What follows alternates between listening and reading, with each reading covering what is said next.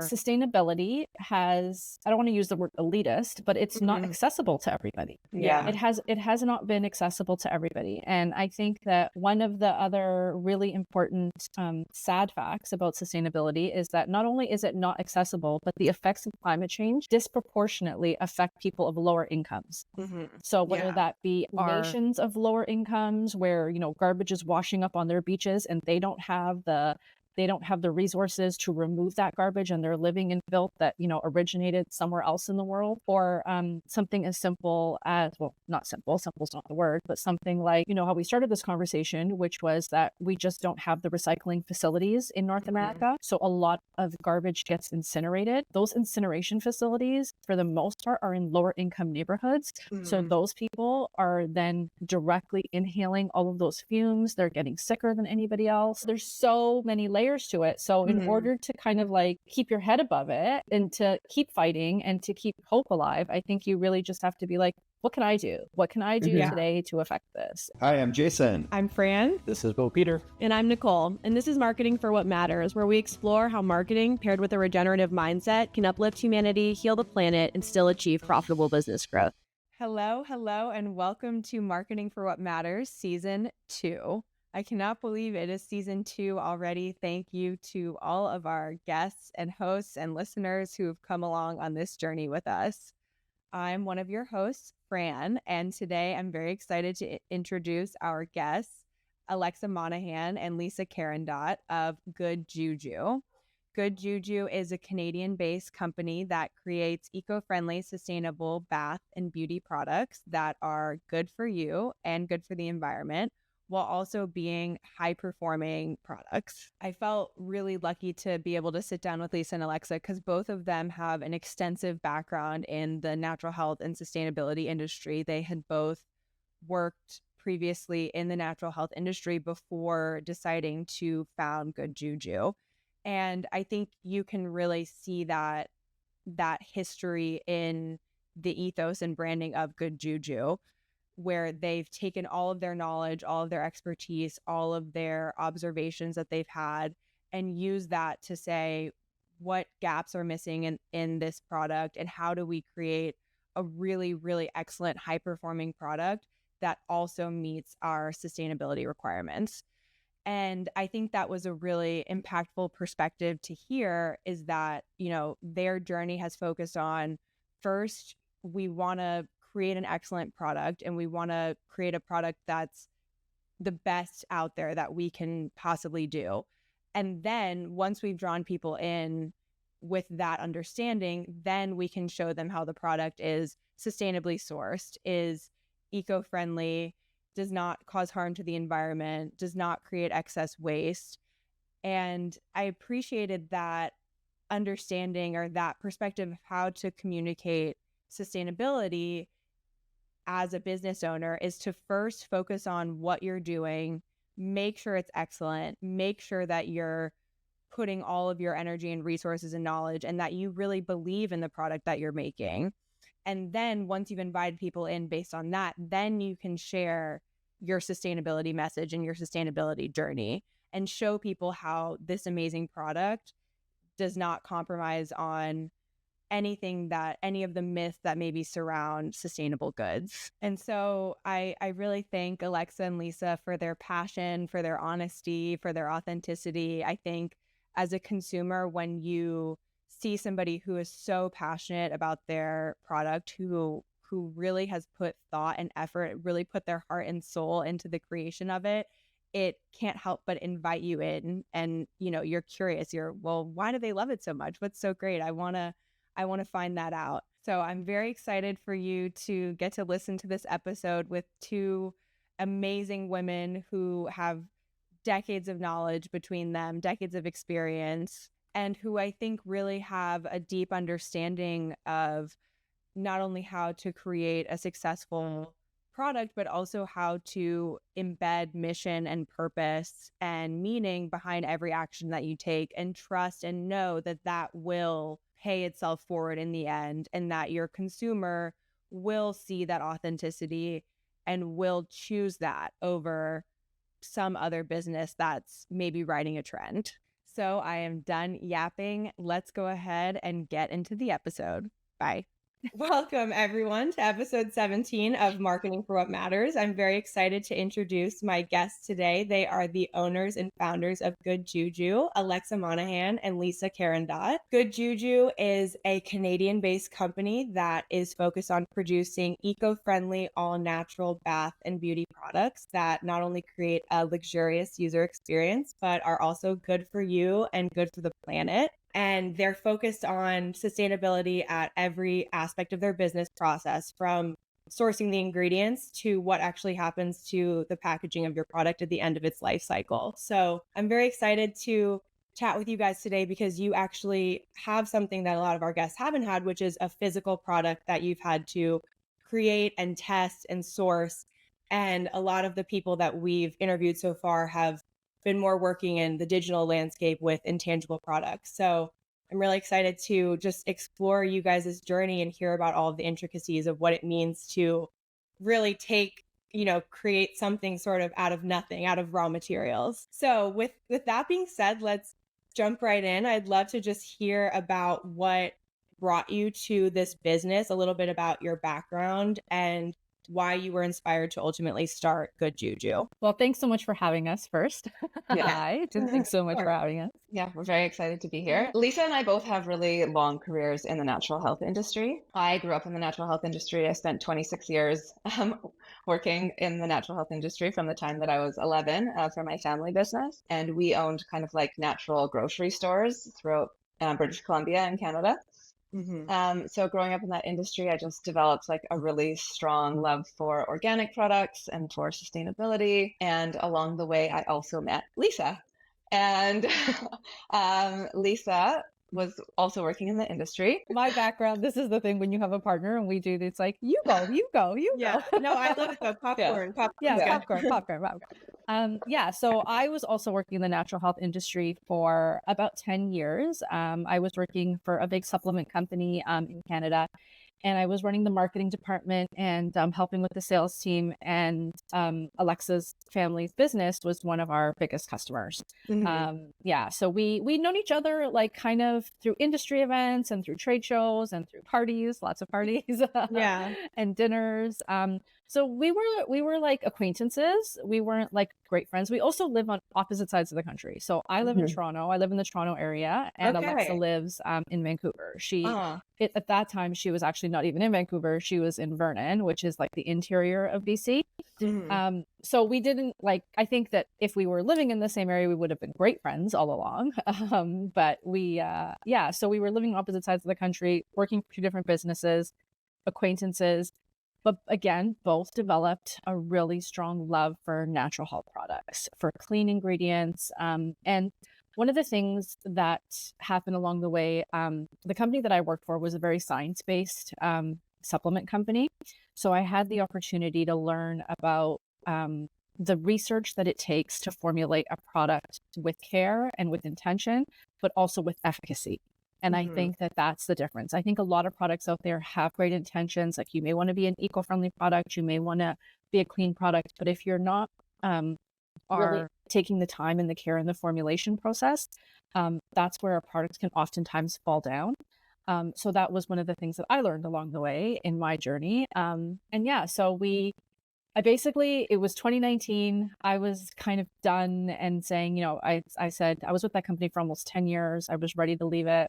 Alexa on her side. So in 2019, my family sold our business, and I was all of a sudden without a job. And Lisa came out from Toronto all the way across the country, so 5.5 hour flight, to take us out for dinner to say, like, congratulations on selling, and we've had a great working experience together. And she said, can I come over to your house and meet with you like before we go for this big dinner? And she said, I think I want to start a business. When she got to my house, she was like, I want to start a business, but I don't want to do it by myself. And I was like, whoa, okay. I had so much respect. Close out of business. But I had so much respect for Lisa. Like, she was really respected in our industry, and I knew that she was really smart, and I really liked her. And I just said, I love this idea. I just don't know if I can do it at this moment. But over the next 6 months, we kept in touch and kept talking, and I realized, I really wanted a job. I also really wanted to work with Lisa. And so in late 2019, we decided to start a business together.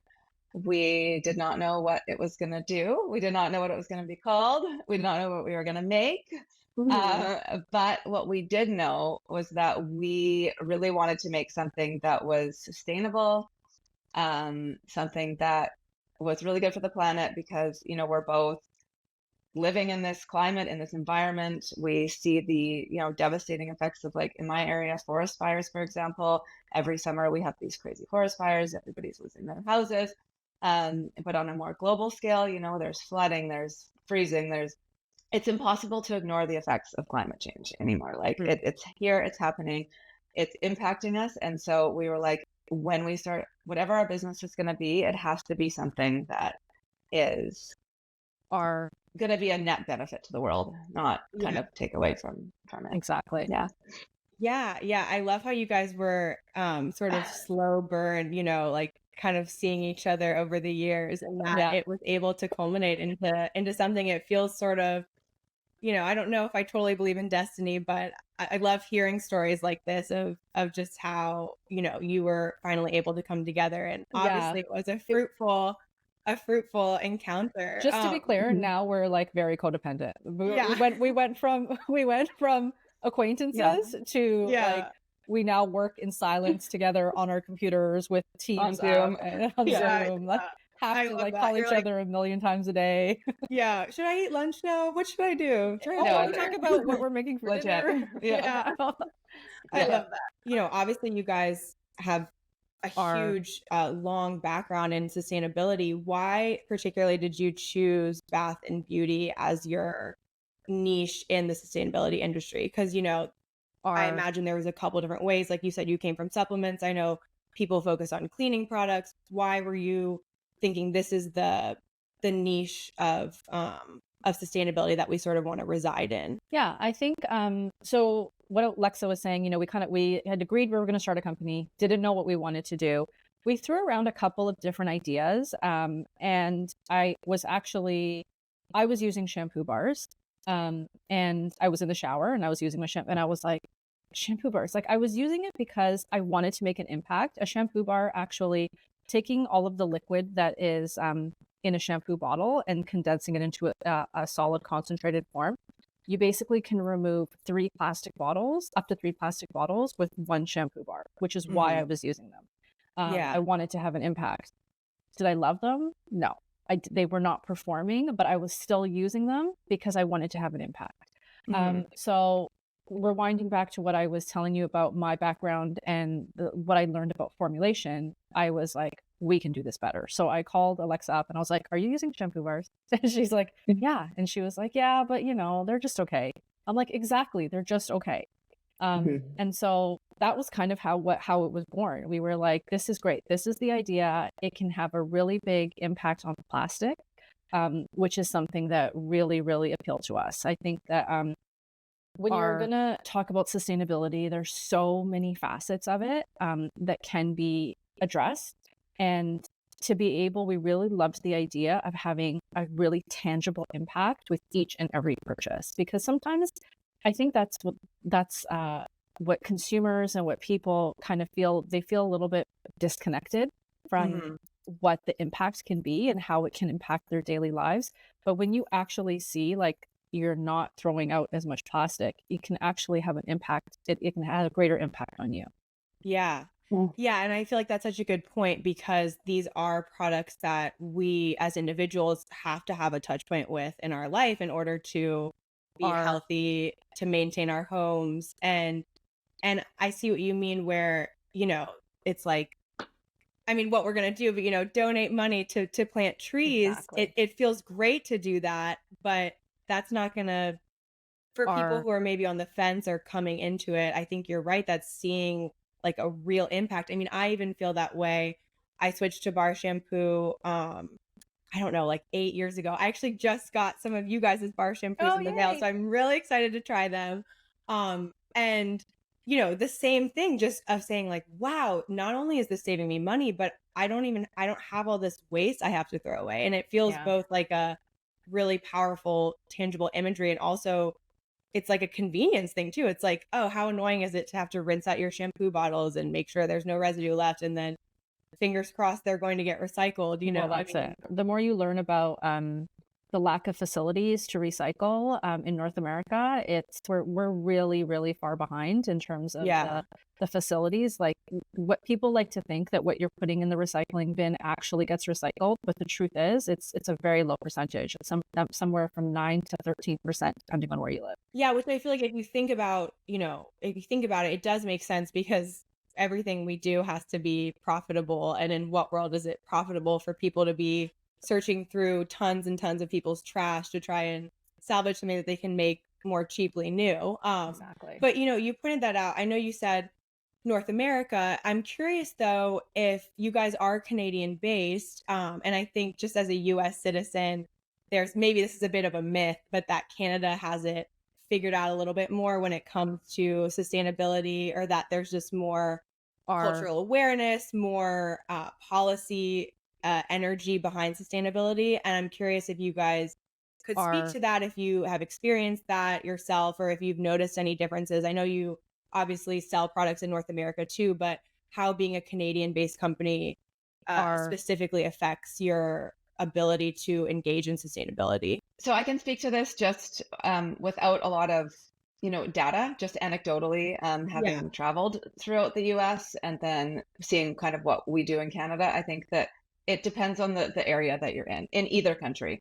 Like there are regions of the US where I think sustainability is a big focus. Like we've got quite a few customers in California, and those customers seem to be very concerned about things that are plastic free, things that are biodegradable, all those kinds of things.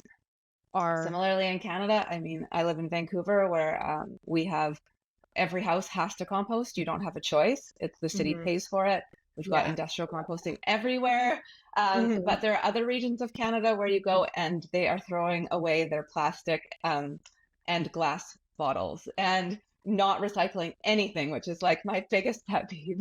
So I think I don't actually think it's a US Canada thing. I think it's just a region thing at this point. But I mean, the West Coast I think there's of still North America in general is far more ahead in terms of their awareness, adaptability, willingness to really embrace climate change and what being a little bit more sustainable looks like for them versus the East Coast. Yeah, it's interesting. It's funny because I actually just got back from LA. I was there visiting family, and I'm based in Florida. And it's really impactful seeing the way that sustainability has become just integrated into society in a way where consumers don't have to make the choice to be sustainable or not. Like, you just don't get a plastic bag at the store. They don't give you utensils when you get takeout. All these little things that you think of as, like, oh, that's such a simple fix. Why aren't we doing that everywhere? And sort of leading, leading by doing, or taking away the choice in a way. Go ahead. Do they recycle in California though? I don't think they do. I don't know. I mean, I don't know at this point. I don't know where they really recycle in America. I mean, it's a municipality thing, like based on the county. So every county that I've lived in personally, I've lived in New York, Virginia, and Florida, and they, like, their recycling programs had like gone bankrupt because they were privatized, as everything is in America is privatized. And so, I mean, again, I guess don't quote me on this, but it was really interesting to actually to see, I lived in this one municipality in Virginia, and while I was living there, the recycling company went bankrupt and stopped recycling. And like, this recycling center closed down, and it all went to single stream, but they were all taking it to this place to burn. So yeah, I don't know about I just wanted to jump in and say, like, I think that this is why it's so important for businesses to provide better options for consumers, because like it's up to, I think, businesses and consumers, of course, making the choices to choose products that when they do hit the waste stream, for example, we don't need to worry so much about what's happening with, like, there's too much plastic or originating like at the point of purchase or when you're buying things. And then when you get home, if you don't have an option for how to deal with it, it just does go into the garbage, which ends up in the landfill, which, as we're learning, then ends up in, our soil and our water. Even they're finding that nanoplastics are ending up in the rain. So then nanoplastics are raining down. They're getting grown into the food, and then we eat them. And one of the stats that Lisa and I just find so mind-boggling is that all of us are ingesting or inhaling a credit card size worth of plastic every single week into our body. So that plastic is like accumulating into our bodies. And so it's really up to us as like the individual and the business to start creating better products, start creating better packaging, and start thinking of like end of life solutions for products. Yeah. And that's, actually a great segue, which I want to talk to you guys just about the actual sourcing and creation of the products that you sell at Good Juju. So, like, I hear what you're saying, which I think is so incredible. And what makes these conversations hopeful is that you, as a business owner, are saying, we're going to take this responsibility ourselves. We are experts in a way that the general consumer isn't. And we're going to use this knowledge to, create an amazing product that's different, that's better, that's something that maybe we haven't imagined before. So could you tell me, I mean, I know, I'm sure it's very complicated and lots of chemical formulas I don't understand, but what was your process sort of in like beginning to develop these products and figuring out who are my suppliers? How do I find suppliers that align with our mission? And because I imagine it's difficult to maintain control over all of those aspects as a business owner when you're not growing the lavender that's going in your product, right? Because you just can't do that. Yeah, I think some of it's definitely difficult, and some of it's easier than you would have thought. So the process starts with first and foremost finding a manufacturer to make the product for you, or you either set up your own manufacturing yourself, which we debated both. And to be honest, the hardest part about manufacturing solids right now is finding somebody else to do it for you, because the world is set up for bottling lines, for putting everything in plastic, putting everything on the bottle and into a plastic bottle. And for a manufacturer to take on making a solid, it's extremely labor intensive. It's not something that when we had started, this is going back 5 years ago now, there was no automated way of making them. So that was the really big difficult thing for us, was to be able to find a manufacturer who would work with us to formulate and create a product, but also do it at a reasonable cost, because the second it starts getting off the automation line, the price skyrockets. And then, of course, not only is our product sustainable, but it's clean. So in the ingredients that we use to purchase are exponentially more expensive already. So the product is already at its base already more expensive. And then you add on the labor to make it. So those are kind of like the really big challenges when it comes to making solids. Sourcing ingredients, to be honest, has gotten a lot better. You would think that it was a really hard thing to do, but we, coming from our backgrounds in the natural health industry, we've seen kind of like the progression over the years. I would say probably like, when we were, 20 years ago, 25 years ago, Alexa, when your dad started Nature's Fair, the selection of ingredients back then, even in like supplements or single ingredients or beauty, it was very, very small. But thankfully, that industry has grown so much over the past 25, 30 years. People, the general public, are adopting supplements. They're adopting like better skincare, better laundry products into their routine, better hair care. So sourcing ingredients is actually quite, I think it's easier than it was. I wouldn't say it's super easy, because you come to the point where you have to make, it's like a really hard business decision, because you'll have an ingredient in front of you that's a clean ingredient, or an organic version of an ingredient. And then you'll have the non-organic version of it. And the cost, that's the hard part. That's the hard part, is having the two of them in front of you and being, does this make sense to buy the organic version of this ingredient? Is it going to give me the exponential benefit, whether to the environment or to the end user or to the experience, that makes it worth it? Okay, Yeah. Honestly, it's a debate. It's an ongoing debate, like all the time.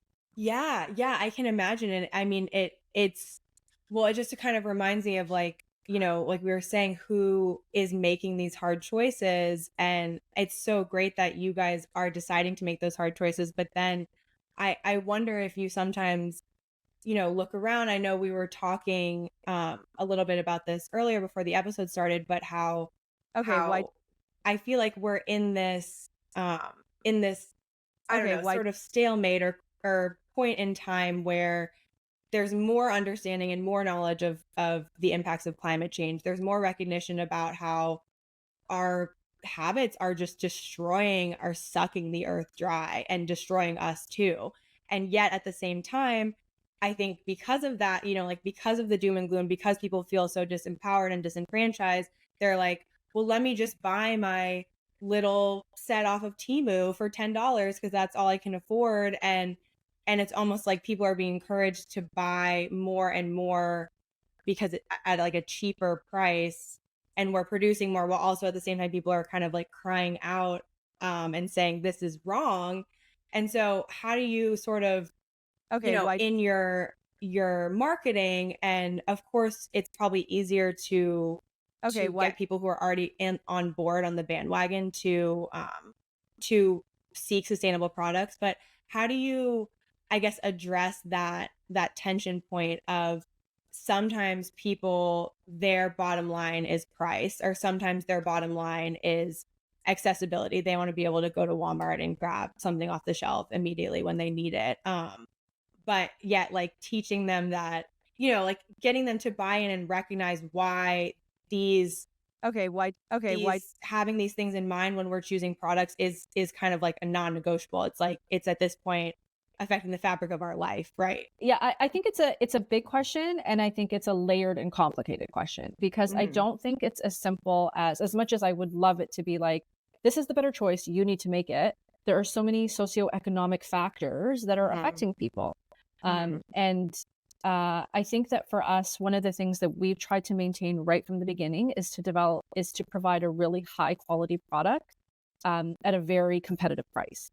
So our bars replace, like one bar can replace up to 3 plastic bottles. So yes, but you're getting like a salon quality product in there. From a marketing perspective though, I think that the really important thing is progress over perfection.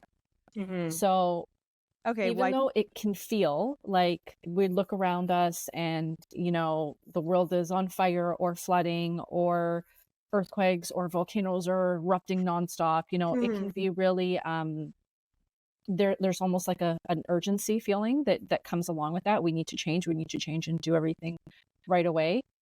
For us, we've always maintained that it's progress over perfection, and making small changes will have a bigger impact, because one of the things that we learned along the way in our past careers is that people feel that when it comes to sustainability, one of the things that really overwhelms them and causes people to shut down is that they feel like, if I'm going to go zero waste, then I have to change so many things in my life.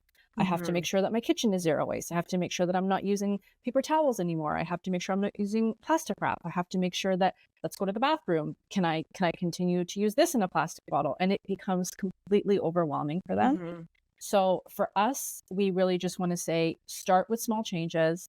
And what you'll see is that it will have a snowball effect. If you try a really great product that is in a, not in a plastic bottle, it's in a solid format, and it works for you, that's going to give you the confidence to try something else. And that's really, it's about really supporting that snowball effect. And we see it every single day in real time on our comments, on the feedback that we get online, the feedback that we get in our emails.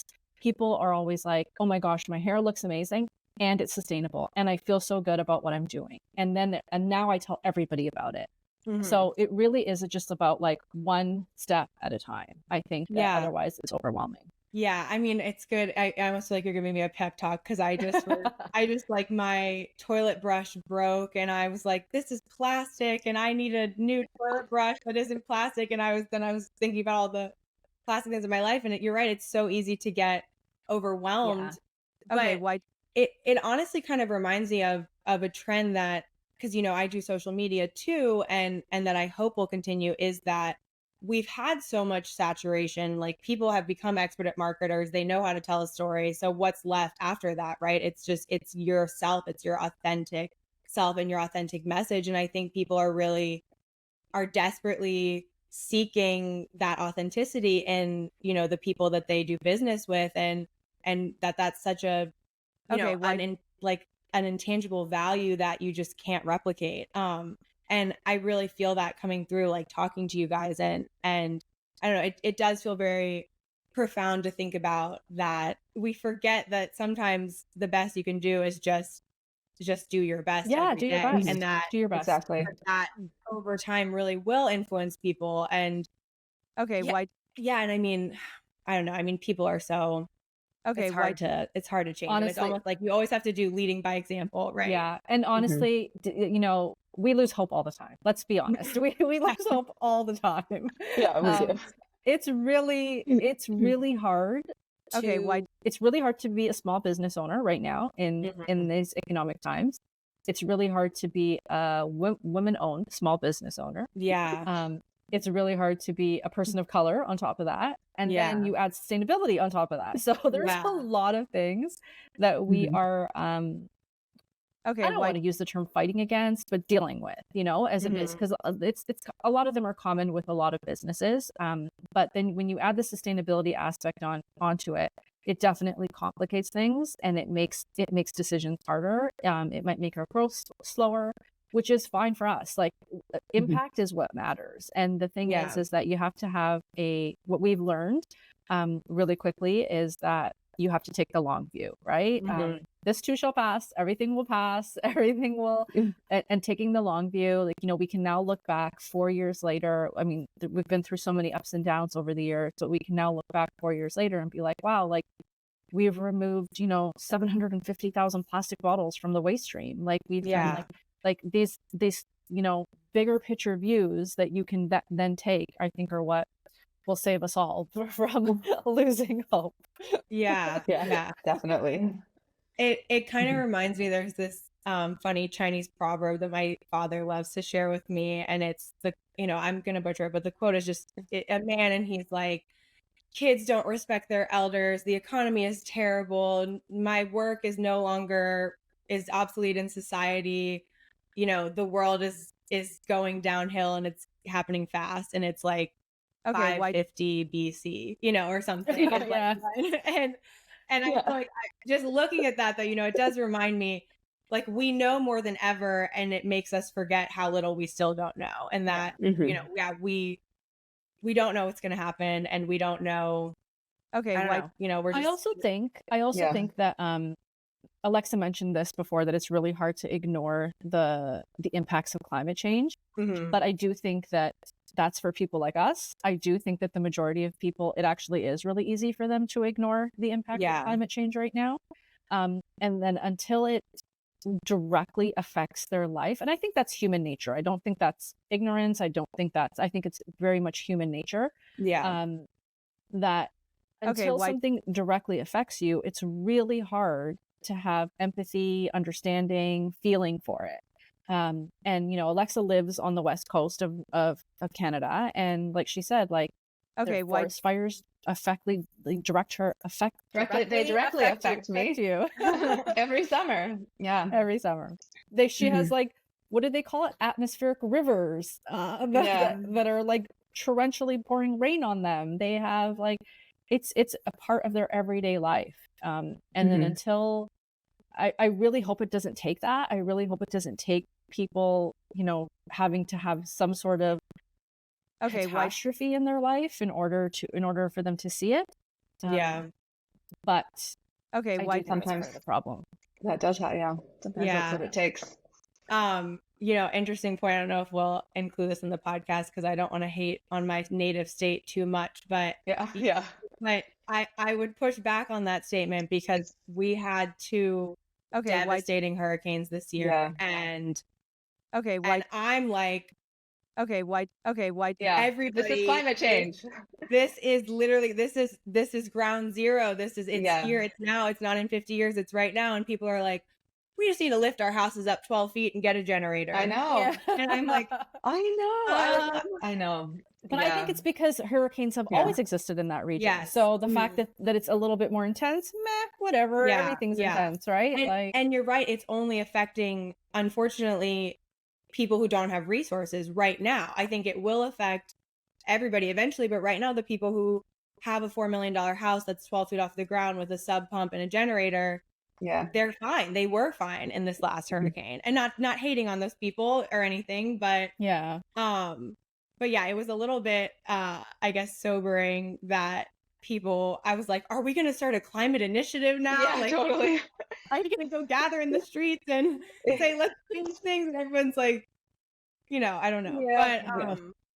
But you know what, you do bring up a really, and it's not about hating on anybody, but it's a really good point that sustainability has, I don't want to use the word elitist, but it's not accessible to everybody. Yeah. It has not been accessible to everybody. And I think that one of the other really important sad facts about sustainability is that not only is it not accessible, but the effects of climate change disproportionately affect people of lower incomes. So whether that be nations of lower incomes where, garbage is washing up on their beaches and they don't have the resources to remove that garbage, and they're living in filth that, originated somewhere else in the world, or something as simple as, well, not simple, simple's not the word, but something like, how we started this conversation, which was that we just don't have the recycling facilities in North America. So a lot of garbage gets incinerated. Those incineration facilities, for the most part, are in lower income neighborhoods. So those people are then directly inhaling all of those fumes. They're getting sicker than anybody else. So, as you know, this conversation is starting to get really depressing. But, I know. But like I said before, there's so many layers to it. So in order to kind of like keep your head above it and to keep fighting and to keep hope alive, I think you really just have to be like, what can I do? What can I do today to affect this? And what small changes can I do? And that's where we come in with saying it doesn't have to be gigantic. Like whatever you do does not have to be gigantic. Yeah. There's a quote that I like, and I know I'm going to butcher it. Alexa, you need to do it because I say it wrong every single time. So there's a quote that we love, and it is, we don't need millions of people doing zero waste perfectly. We need, No, we don't need a handful of people doing zero waste. Yes, here's the quote. We don't need a handful of people doing zero waste perfectly. We need millions of people doing zero waste imperfectly. And that quote is attributed to the zero waste chef. I forget her name at the moment, but we really we include that in like a lot of our marketing messages because it's truly the ethos of what we believe in. Yeah. Do it imperfect. Just do it. Yeah. And even though it sounds trite, I really do. I mean, I love talking to people, so maybe that's why I say this, but I really do think that conversation and just curiosity go so far. And I mean, I didn't know any of this stuff until somebody until my friend said, look, here's a shampoo bar. It's from Lush and you can do this and that. And, until someone told me to take this environmental science seminar, and I think it's easy, like you were saying, to get, I don't know, elitist in a sort of like righteous way where you're like, why don't you guys understand? Stop it! But we all, I mean, don't forget, education is a privilege too, that a lot of people don't have access to. Exactly. And I really wish that, kind of like to what we were saying earlier, I really do wish that sustainability was just integrated in a way where people didn't have to know so much in order to practice it, or where the government was saying, hey, you have to compost and this is how you do it. And this is where you do it. And we're going to pick it up. But that's exactly like kind of full circle to where we started Good Juju, is that we wanted to make it super accessible, and we wanted to make it almost like Okay, like why? you're going to have great hair because that's what you want. At the end of the day, you want an amazing product that's going to work. And oh, Yeah. by the way, it's sustainable. You Yeah. know? Yeah. So, and then people who are getting exposed to our products who maybe never even had a thought about sustainability. Maybe they never, it's not something, and now all of a sudden they're exposed to us because their friend told them. And that's kind of like the snowball effect that we're seeing now 4 years later. Mhm. And it's so heartwarming because you see like these emails that that I get, we manage two different parts of our like our customer supports coming back to us inboxes, and I get the inbox where I get all of like the praise, and Alexa gets the inbox where it's all like, where's my order? Yeah. Yeah. So I get to read like these amazing emails like every single day where people are like, I never would have thought this, and I never would have thought of even buying a solid shampoo, but I tried your product and I'm so excited. And now I tell this person and now I tell that person. And it's so amazing that we're getting rid of these plastic bottles. And yeah, so Yeah. I think it's time. I think that Okay, why? it's going to take, as much as we would love it to just like switch overnight, it's not going to switch overnight, like it's going to take time to educate people and to get them there. But I feel like we're moving in the right direction. Yeah. Okay, Yeah, why? I do have hope. The young people give me hope too. Yeah. As Me a too. recently Yeah. retired young person, the young people are giving me hope. um, I I wanna circle back really quickly. Just as we're kind of talking about this, like where you got your sustainability ethos from. And I know it's not something that's like super regulated or standardized or like this is the Okay, playbook why? that you follow to be a sustainable business. So where do you how do you set your standards, or how do you set your I don't Okay, know, why? like your efficacy levels for your product of saying these are the ingredients we don't want to see. This is Okay, how we why? want our product to work. This is, the type of packaging we want to do. Like who's guiding that, or what is guiding those standards that you're sort of modeling your business by? Why? Okay, I can take this one. So I think it's interesting. When we started, Lisa and I were like, we are going to be a 100% plastic-free company. So we are not going to have plastic in our packaging. We're not going to have plastic in our shipping materials. We are not going to use a single drop of plastic anywhere. And so we went through, the first year of business. And I think what we realized is to do anything like that perfectly is really too challenging to also have a sustainable business. So it's again the same thing, progress over perfection. You do what you can.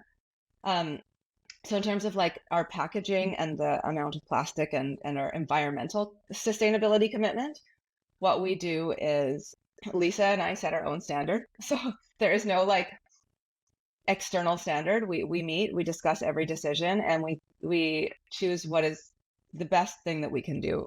Okay, why? Given our resources and given what's available to us. And for us right now, that means we don't have any plastic in our packaging or our products, obviously. I would say 99% of our shipping materials are plastic free as well. And we, Okay, of why? course, choose for our products as many clean ingredients and organic ingredients as we can.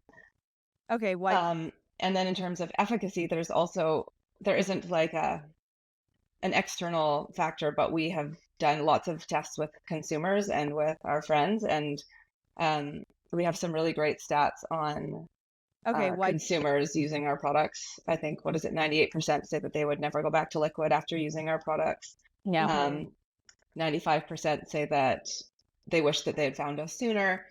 So I think that, first of all, we want the consumer to have a great experience, but also all of the ingredients that we do choose are backed by science. As Lisa alluded to earlier, she's a great formulator. She's got great resources. So we've used a naturopathic doctor and researcher out of Harvard to help us formulate all of our products. So we're not just choosing, Okay, products why? that we hope will work. We're choosing products that we actually know are going to work. Yeah. Yeah. I think to your point, you mentioned earlier that there's no standards. But what you said before, that in this day and age, it's about being authentic and people wanting to know who they buy from because those standards don't exist. So if people know who Alexa and I are, and that's really our goal in, our content marketing is to get people to know who we are. because we're the ones setting those standards, and we're the ones that are saying, it took us 9 months to formulate our bars, because did we have a shampoo bar that we could launch within 2 months? We did. Did we want to launch that bar? No, we didn't, because we knew we wanted to do better. So we actually kept going back.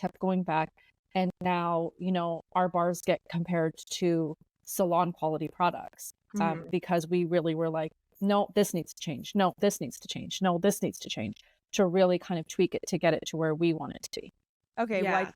That really feels like, to me, a really revolutionary aspect of your brand is that, I feel like sustainability, at least the products that it had been marketing to me in the past, it's kind of like, like a caveat, like it's like, it's sustainable, but it's going to be a mess to give up something. Or you need to buy something so that it actually works, or, in order to compost the packaging, you have to soak it in vinegar, or I don't know, like all of these things that make the user experience not as enjoyable. And I really love that you guys are speaking to that and saying and showing that sustainability is not a compromise. It's actually a benefit, and it's something that you can really have it all. And I feel like it's funny that, I don't know, it's like sometimes I feel like sustainability gets kind of pocketed in like you're barefoot and you're crunchy and you don't care about showering, or like, not that that's true, but I think you've hit the nail on the head. Like when I come from a retail background where I dealt with consumers all day long in a natural health store. And the biggest misconception that people have is that if something is natural, it's not going to work as well. And I mean, there are lots of natural products that don't work very well, but there's also lots of conventional products that don't work very well. And but that insight into what consumers think really like led us to make sure that the products that we formulated are better than conventional products, like better than products in the plastic bottle, because we don't want people to have to give up anything when they're adding sustainability into their lives. And as Lisa said, like our goal is to have the biggest impact possible, and we can't have a big impact if people try our products and then never want to try them again. We chose specific categories of products that people use daily because we wanted to have the biggest impact possible. And the products have to be really good if you're going to want to use them every single day. Yeah. What was it like I mean, I know you guys have a background in this, and, particularly you, Lisa, you're saying with formulation. So maybe it's just something that knowledge you learned over years and years, but what was it like answering those questions? That just seems like such a, I don't know, like such a nebulous, difficult thing of like, how do I, as a scientist, formulate a product that's going to be ethical, efficacious, and affordable. I mean, it's just so many variables coming into one in a way that, like, I feel like you're doing what any product developer is doing times 20, because you're doing it within these really strict parameters.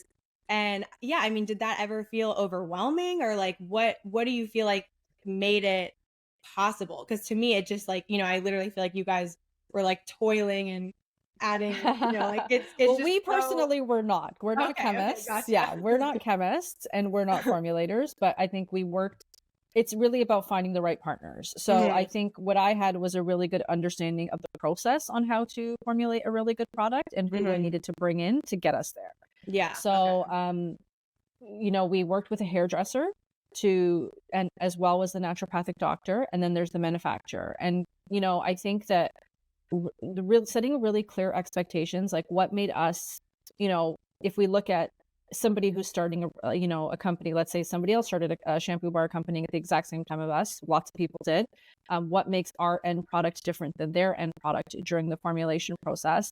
I think it's going back to, we had what we wanted coming out of it. We had super clear expectations on things that we were not going to compromise on, and luckily the science and the ingredients sourcing themselves have come a long way. Like maybe some of those things that we didn't want to compromise on, like we didn't want to put SLS in the product, for example. So SLS is a petroleum-based surfactant. That's what causes the suds and the cleaning. Okay, why? 90% of shampoos on the market have SLS in them, like probably even more than that. That's what everybody uses in order to create suds, like liquid. Some solids as well use SLS in it as well, because it's a very common ingredient. For us, we were like, absolutely no SLS is allowed in this product. But in order to get the suds, we were lucky that science has come a long way, that we were actually able to get ingredients that are coconut-based derivatives that perform just as well. Yeah. So would we have been able to do that 10 years ago? Probably not. So I do think that there is some kind of like divine timing in all of this as well. Yeah. And luck, whatever you want to call it, progress. But Okay, why? I do think, like, going back to hopefully I answered your question. No, yeah. Yeah, but it is really about finding the right people to work with. And it's definitely, some things were hard because it did take us like 9 months to get, like, the whole process of even just getting the bar to like stay together. Like, the manufacturer would send us the bar. I'd be like, oh my God, this is great. And then I would drop it and it would like come. Yeah. And you're like, I'm like, no, people, it's going to be, you're in a shower. yeah. It's going to slip and people are going to drop the bar. It can't crumble. Yeah. Okay, why? Well, yeah, I mean, it really, I mean, I know this has kind of been the undercurrent of this whole conversation, but it reminds me of just what you're saying, which is like, you can't take on everything at once. No. And you can't do everything alone. And you really need to, rely on all of the people who are experts in their industry who actually study and know these things to come together and help you make the best product possible. Yeah. But it's just, to me, as in the digital space, I'm like, that's just incredible. You created a product out of nothing. How do you? And it works. Magic. You're like, no, it's a lot of work. No, it's a lot of work. But so, I'm curious. I want to talk a little bit, just zooming out. I know, you're a relatively new company-ish. You're a small company. You're a women-owned business. How is it competing with, some of these larger brands that have more resources or that are less sustainable and can make it sucks, you said? I said it sucks. Yeah. No. Yeah. Well, I mean, I don't want to belabor the point, but I'm just curious about like what, what do you hold fast to, or what? I know you said like your authenticity and your message. But is there anything else that, just you as a new company in the sustainability space, how you're navigating these challenges, and any like advice that you could say or saying we don't want to do that again, or mistakes that have been made? So many mistakes that I've made. Yeah. It's so many. Do you want to take it, Alexa?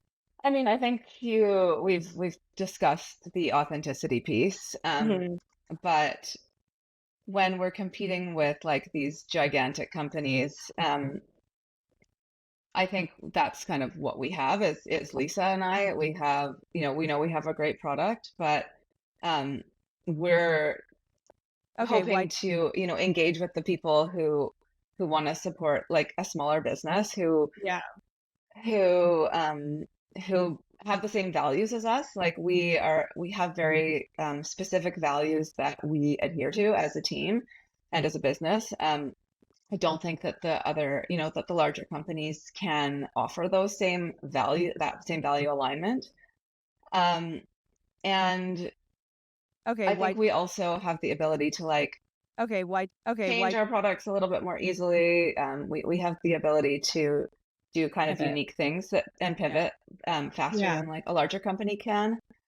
But it is challenging. I mean, it's challenging. It's really hard when I see a bigger company come out with a shampoo bar that is a third of the price of ours, but I look at the ingredients and I'm like, that product is not going to work. It's actually soap. It's not really shampoo. You're not going to get a good result. But they have, of course, the ability to get on shelves at bigger stores than we do. They have the ability to put way more marketing dollars behind their products. So, yeah, it's challenging. It's challenging. I would say the biggest challenge is marketing funds, not being like, I feel like we're confident in who we are and we know that we have a great story to tell, but to be able to tell that story to Okay, more why? people would be amazing. And Mhm. we'll get there. We're growing and we'll get there. I do think that there has been some really, really great supportive retailers who have some really great programs around sustainability and who have some great programs around women-owned businesses. Mhm. And so they are looking for that. They're looking for Yeah. businesses that are sustainable and are women-owned, and they helped raise us up and get us to where we are right now. So we've definitely had support along the way. Okay, Are why? we still like anywhere near the giants? Absolutely Mhm. not. Yeah. You know, Well, you don't, but but you wouldn't want to be anyway. we wouldn't That's want to be, not. but one of the things that we've always said, and I still think that this is true, Mhm. we wanted to have impact. If people say to us, what does success look like for you? Like 10 years from now, 15 years from now, you look back, like, what does success look like for you? Um, I think success would look like that there are more of those big players with laundry sheets on their shelves as part of their offering, and shampoo bars as part of their offering, because we've had such a cultural impact that they are changing their ways. Yeah. That's something that would be successful to us. Yeah. Why? Which it sounds like it might already be happening, like you're saying. think Like it people is. are doing a little bit of copycat, not Yeah. as successfully, but I think it is. Yeah. I'm curious about what if you feel like if you've noticed a change in consumer behavior towards sustainable products since the pandemic, or I know we were kind of speaking on that a little bit about how, in my opinion, we're in this Okay, why? tension point. But yeah, have you noticed, do you feel like people are more aware, or like there's more salience, there's more of a desire to be engaging with sustainable brands, or to be Okay, why? showing, like like you're saying, like businesses showing that they are seeking out small Okay, why? businesses or sustainable businesses? I Why? mean, we definitely get a lot of customers who are concerned about sustainability, who write Mhm. us and ask us about whether it's an ingredient or the packaging, how do we ship products. One interesting thing that we did notice is when we launched, our whole message was sustainability. And when we launched in 2020. So we launched in the pandemic. We launched in the pandemic. And Which, whew. Yeah. which, yeah. And we launched with a really strong message of just sustainability. And I think what we noticed over time is that a message of just sustainability does not resonate with people. It needs to be a message of sustainability and performance. Yeah. Performance led. Performance, by the way, performance led. Like I have amazing hair, and the product comes in a bar format. Yeah. Not, I'm using this bar and it's saving 3 plastic bottles from entering our waste stream. It doesn't, people don't gravitate toward that message. Yeah. And, Yeah. Okay, why? given that we did launch in the pandemic in 2020, Okay, why? Okay, I'm not why? sure we've seen any Okay, other why? shift in message in consumer Okay, why? Okay, why? behavior, but Lisa might have a different perspective. Yeah, no, I agree. I don't think that there's been any kind of, I would say it's been pretty static since we've launched. We definitely see like the studies that come out from like PwC or even Nielsen studies that say that, consumers are willing to spend more. Like they're the ones that are doing these bigger studies and asking consumers, you're seeing the effects of climate change. Are you willing to spend more on a sustainable product? And overwhelmingly, the answer is yes. But Okay, in the why? marketing world, it's really known that what you say in a survey and what your actual behavior are two different things. So, Yeah. so, Okay, why? Okay, yeah, why? I mean, we've definitely seen a really big, we are growing year over year. We are seeing more people coming into the brand all the time. Yeah. We grew our shampoo and conditioner bars grew over 60% this year, which was like amazing. So I Yeah. would say it's hard to say though, is that more people looking for sustainable products, or is that just new people finding us as a brand, which is either way, we'll take it because we're having an impact, and Yeah, right. that's what right. matters. Yeah, that kind of teases out a question that we've explored a lot in interviewing guests, which is like, is it the carrot or the stick that motivates people? And not that telling people about, Okay, why? their sustainable impact is necessarily a stick, but I do think sometimes Okay, why? people it makes them think, like, we talked about, like, it makes them think about, oh, I'm diverting 3 bottles now. I just used 12 this year. Does that mean I was using 36 bottles? Like, people, I think, sometimes can get overwhelmed with the negativity, and it just sort of shuts them down. And so, like, how, the way that you have to navigate that, while saying, like, we need to speak the truth and we need to acknowledge what's going on, but also, like, recognize, like, meeting people where they're at and recognizing that maybe they're more excited about their hair looking good than about, thinking about, which is, we're all human. We're all that way, right? Like, when I wake up in the morning, I'm thinking more about my hair and how it's going to look probably than the 50-year actions, like the 50-year consequences of every action I'm taking, today. But Totally. maybe the way to, like, I think the way we're approaching it and the way to look at it is, like, just the way you don't think about the plastic bottle, you just buy it. Like, it's the same way. Like, we want people to not even think, oh, I'm not using it's the plastic bottle. I'm just using really great hair care. Yeah. And really interestingly, even though I'd say I'm someone who's, like, sustainably minded, one of the biggest draws to me first from a shampoo bar was how you were getting a lot more product, how you weren't, the water, like, logically, why would I want to pay for us to be shipping water around? Why would we want to be drawing water from, that doesn't make sense at all. And then, and then you get the feel good stuff about knowing that you're actually making a conscious decision. With every shipment from our online store, we send a little card that says how many plastic bottles they've diverted with their order. So we're subtly reminding people, like, all the time, and what they do, and we also, on our website, if you place an order directly from us, we do have boxes, but we ship without boxes as well. So we ship them in the plastic in craft paper bags to reduce the amount of waste. So there's definitely, like, there's no mistaking we're a sustainable company. But at the same time, I really think that it's about the product. The product has to back it up.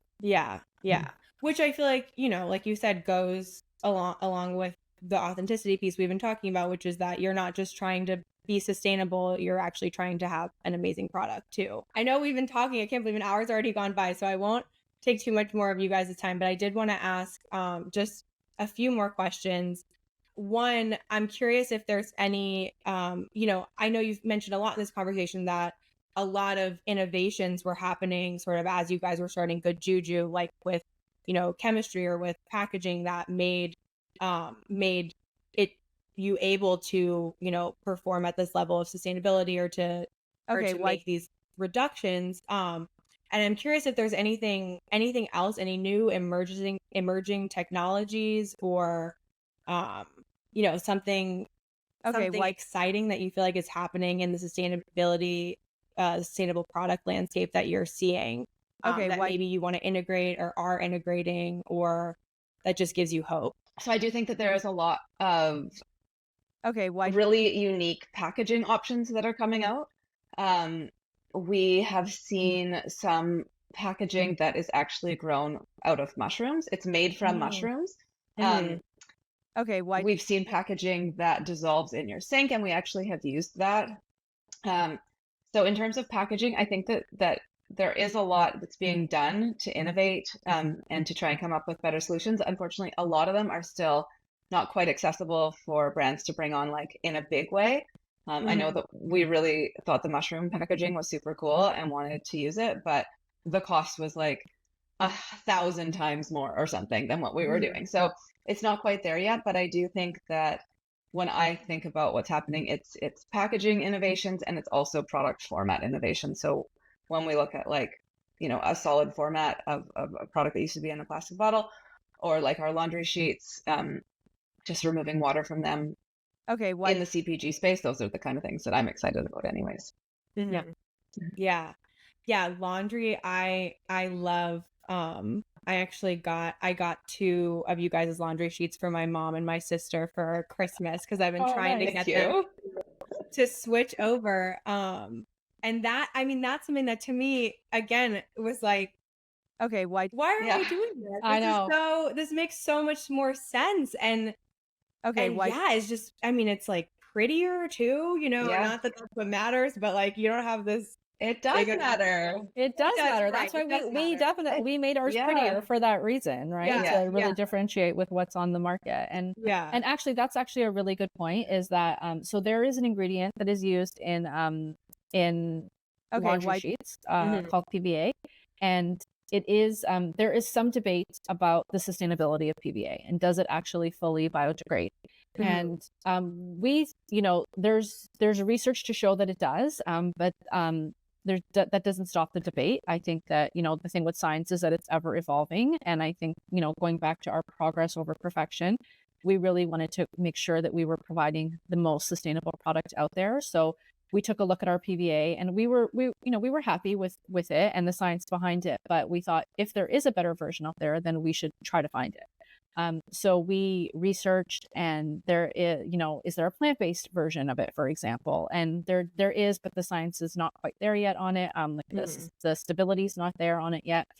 So we actually found a certified biodegradable version of PVA, and we recently launched that in our laundry sheets. And we're, as far as we know, we're the only ones that do that actually went out there and bought a certified biodegradable. So it's BPI certified. It's going to biodegrade in the waste stream. It's not going to turn into microplastics. It's, the science is there behind it.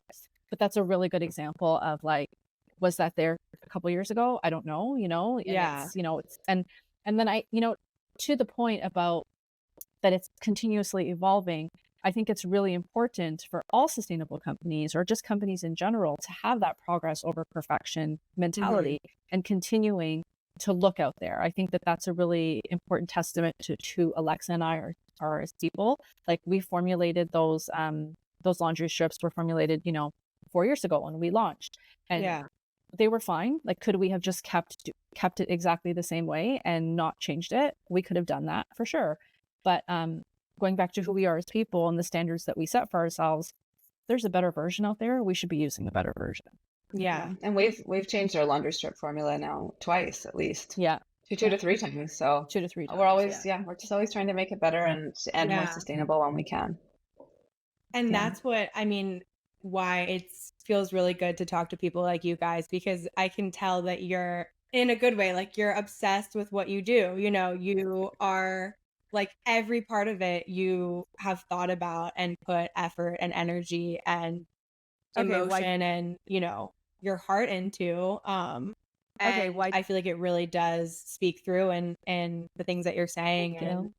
Thank you. And also just your message as business owners. Like, I'm like, oh my gosh, if everyone was asking these questions as business owners, I can't imagine the world we'd be living in. It seems too good to be true. Well, I hope more and more people start asking themselves different questions. Yeah. Okay. Well, I don't want to take too much more of you guys' time, but I have just one more question, which is just, is there anyone who you come back to again and again for inspiration, or, a thought leader in sustainability that, or a business owner, or just somebody who really inspires you guys, and, gets you to be thinking about things in a different way? I'm sure you probably have too many, but if there's anyone that comes to mind. I mean, I think that we have always looked at Patagonia as an example of a company that we like, because they changed their entire mission statement and purpose to protecting the future of our home planet. And they have, like, one of the highest B Corp scores all the time. And so looking at a company that is completely existing around a purpose, and the purpose is kind of shared with ours, is something that I think is really cool. And I think you don't see that so often, that they, in other businesses. So as a business, I really have always looked up to them. I like and like how they approach sustainability as just who they are. Yeah, progress over perfection is also a key tenet of who Patagonia is. Like, they're never like, we're perfect, we're doing it right. They're always like, we're looking for ways to improve, and we'll continue to improve. So yeah, I would agree with that. I would say also, that's definitely on a big scale. On a smaller scale, the people who provide us inspiration are other women founders. It's we're I think one of the best parts of starting our business have been all of the other women founders that we have connected with, who are running small businesses in Canada, and particularly we've all kind of gravitated to one another and supporting one another. I would say, like, love women are just the best, and we support each other and we cheerlead each other, and we're always doing our best. Like, when you find a group of women who are out there and just want to support you, I think that's really special, and I love seeing more and more of that. And it reminds me of just what I always think about in the sustainability conversation, and kind of like what we alluded to, which is thinking about who's been left out historically, or who's been the decision makers in our society up to this point, and how that has been and how, like, different things can be just by letting other people come to the table, or having other people who are not wealthy white men make decisions for our society all the time. Not to say that they never make good decisions, but I mean, we just need some, like, diversity. Women are different leaders than men, and that's amazing. At least to me, I think hopefully everyone recognizes that. And you need both. We need both. We don't need. We need. Both. We can't. We can't become a monolith. No. Yeah. Well, oh my gosh, there's so much more I want to talk about with you guys, but I won't take any more of your time, but I would love to plant some trees together. Yay! So I don't know if you guys were able to take a look at One Tree Planted. So they're a great organization we partner with, and every episode we're donating on behalf of you guys to plant some trees as part of their initiative. So you can choose all different regions and locales. I imagine you guys might be choosing where you're from, but did you have a place in mind that you wanted to plant some trees? We chose an impact, not a region. We chose the impact. We wanted to donate the women's, not surprisingly, the impact that helps women, and I forget the formal name. Women of it, Empowerment was what it was. Women Empowerment Initiative. We would love to donate there. Yes. Okay, amazing. Very fitting. Very fitting. Well, it has really been an absolute pleasure talking with both of you. I thank you guys so much for just sharing your time and your perspective, and all of the, you have this just vast historical knowledge that I think is really important in these conversations, because you can speak to where we've been and where we are now in a way that I think is very impactful. So thank you. Thanks for having us. Thank you so much for having us. And don't forget to visit Good Juju's website for some beautiful, all-natural, eco-friendly, sustainable products that actually work. HelloGoodJuju.com. Yes, HelloGoodJuju.com. And that's all I have for you guys today. Thank you so much. Thank you. Is there anything that you want to say before we go? Nope. Just keep hope alive. Keep hope alive. All right. Thank you guys. Bye-bye. Thank you so much. Thank you for tuning in to our podcast, Marketing for What Matters. You can find us on Apple, Spotify, Google, or Pandora. Love the show? Leave us a review and follow us on social media at Peaceful Media to stay up to date about new episodes. And as always, thank you to this earth for giving us all we've ever needed. See you next time.